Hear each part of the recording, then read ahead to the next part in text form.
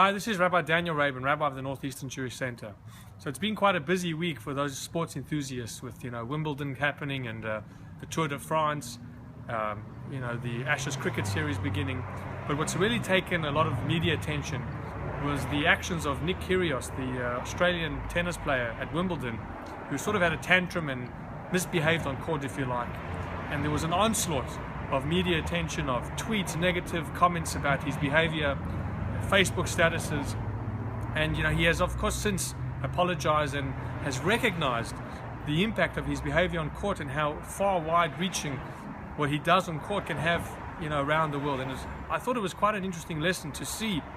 Here's a person who's representing his country, he's a leader in the sporting world, and his actions have such an important impact on those who are watching him and the world around. And perhaps we can learn to any leadership, to any type of person who's, whether it be a religious leader leading a community, whether it be someone in the business world who's leading a company.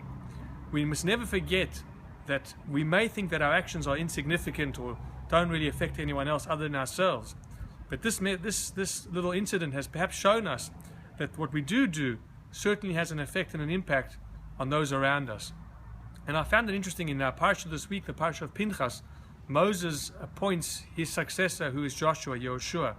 And the Torah calls Yehoshua someone who was endowed with wisdom or a spirit. Perhaps that spirit and wisdom was the knowledge of the importance of leadership, of how a person who's leading other people, the actions you do have a very far-reaching impact and can influence those around you, whether for good or for bad, of course.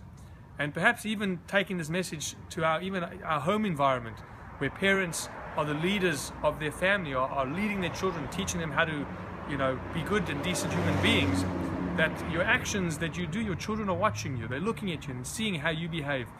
And even though you may think, what difference does it make how I behave, maybe this incident can help us recognize that even a slight, change in our behavior certainly gets noticed. And of course, we human beings are not always, is it easy to be 100% perfect, but at least we can strive and we can recognize our actions, and please God, we'll do the best that we can. Wishing you and yours a Shabbat Shalom. Hope to see you again next week.